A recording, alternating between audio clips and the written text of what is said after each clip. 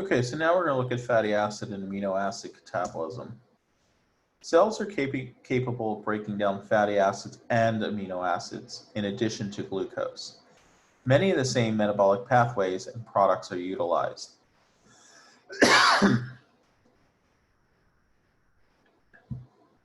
Excuse me. All three nutrients are converted into chemicals that can be oxidized, and their electrons are transferred to the electron carriers such as NADH and FADH, where they'll go to the electron transport chain, be oxidized, and end up producing ATPs. Electrons removed from both fatty acids and amino acids are sent to the electron transport chain for oxidative phosphorylation. That's the final common pathway for each nutrient. So let's review the fats in the body. Most fats exist as triglycerides. This is where they contain three long hydrocarbon chains, referred to as fatty acids, linked to a modified sugar referred to as glycerol.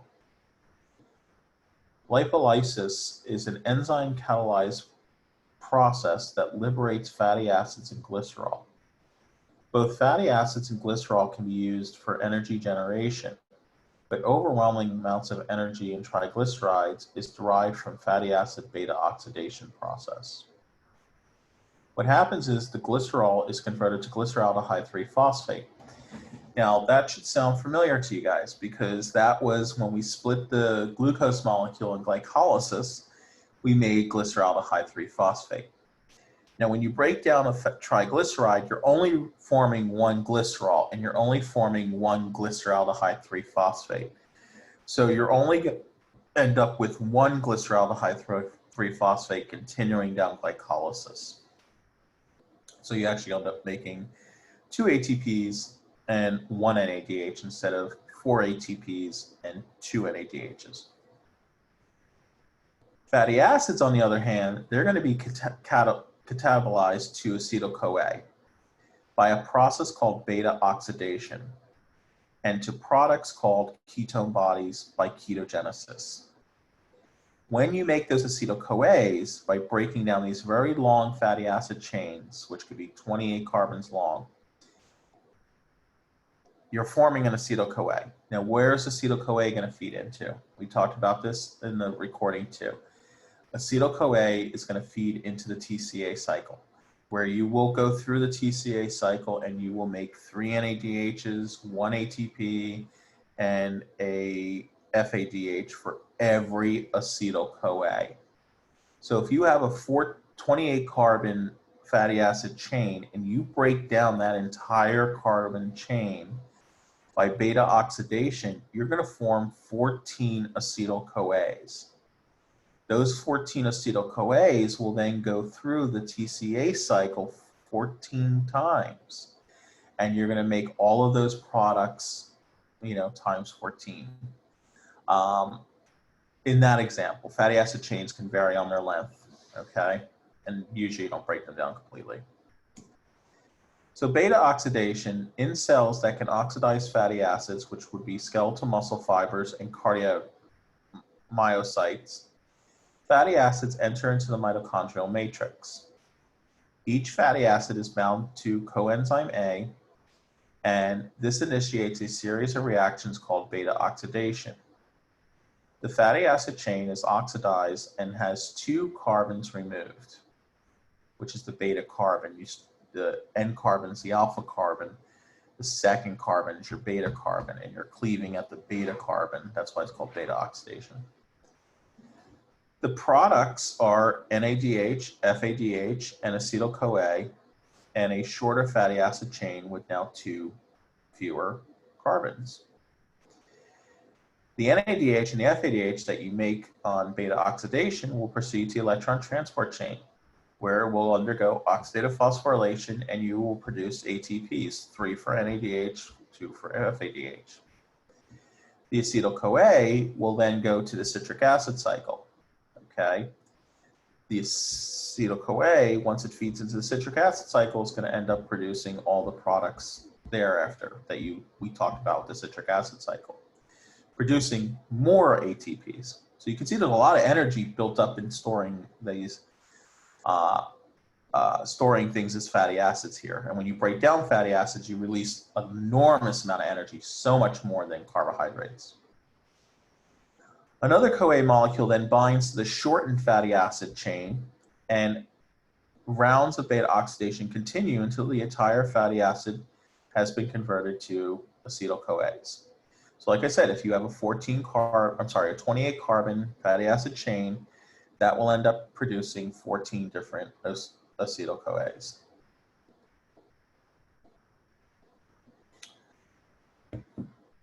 Fatty acids can be converted into greater amounts of ATP when compared to that of glucose catabolism.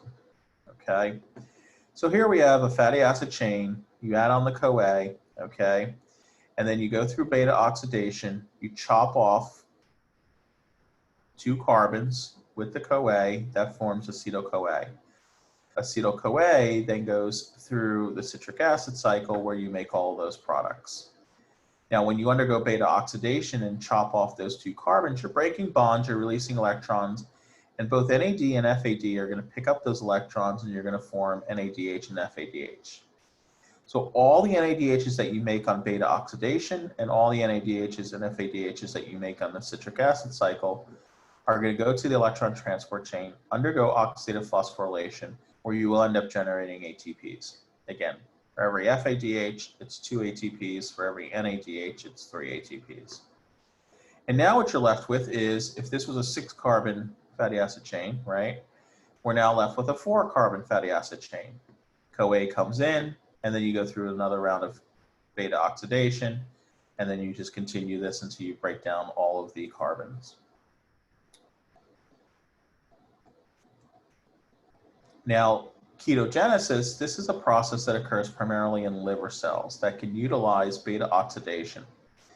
This occurs in the mitochondrial matrix. So you have 2 acetyl-CoA molecules are linked together under certain conditions to form a 4 carbon molecule referred to as a ketone body. Ketone bodies cannot be further metabolized by the liver cells to appreciable amounts, and they enter the bloodstream where other cells can potentially use them for energy.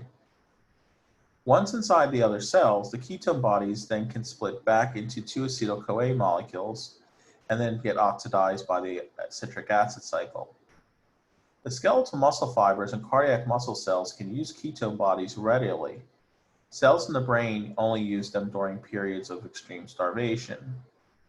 So during extreme caloric restriction, carbohydrate restriction, or full starvation, the liver rapidly oxidizes fatty acids for energy, and this leads to production of large quantities of ketone bodies.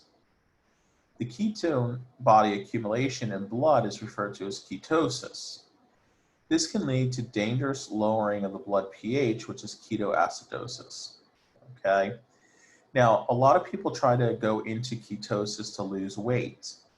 And this is, if you cut off carbohydrates, you will send yourself into ketosis where you are rapidly, the liver is breaking down, these fatty acid chains.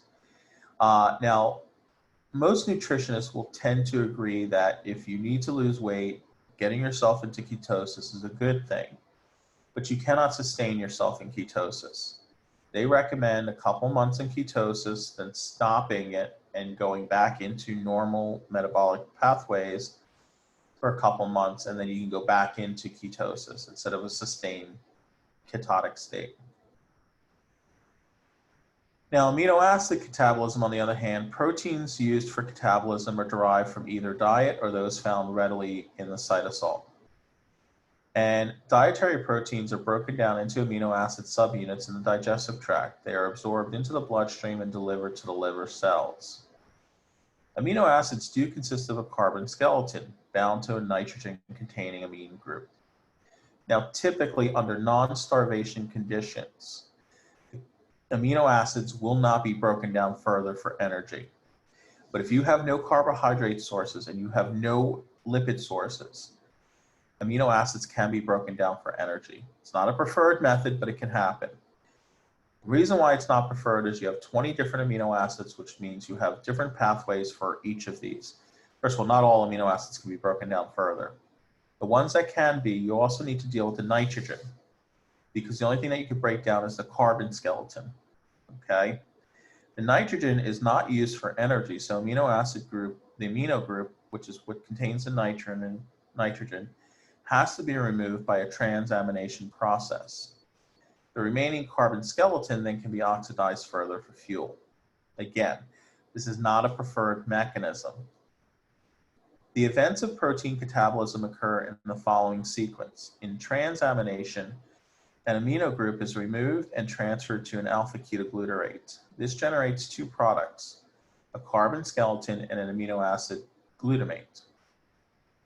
Carbon skeleton then can be converted into a variety of compounds, which then can be oxidized. In the mitochondria of hepatocytes, glutamate undergoes oxidative deamination, producing ammonia and alpha-ketoglutarate. Some amino acid groups removed as ammonia are used in synthesis of new amino acids. The remaining ammonia molecules are removed by the urea cycle, which forms urea that is then eliminated by the kidneys in urine. So here we have the big picture of nutrient catabolism. Carbohydrates will be broken down for energy. Okay, they will go undergo glycolysis, TCA, and ultimately the electron carriers produced by those two pathways will undergo to the electron transport chain and undergo oxidative phosphorylation. You'll make lots of energy. Lipids can be broken down. Lipids will be broken down into glycerol, which will feed into glycolysis, eventually CCA, and then to the electron transport chain. Fatty acids will get broken down by beta oxidation, which will form acetyl-CoA, which will then go through the TCA cycle and then through the electron transport chain. Okay, and also you'll form NADHs by beta oxidation, which will go to the electron transport chain. Proteins, on the other hand, you'll break them down to amino acids, and they usually stay as amino acid pools. If the top two, the lipids and the carbohydrates, are depleted, you can go through amino acid breakdown, okay? But cells do not prefer to do this.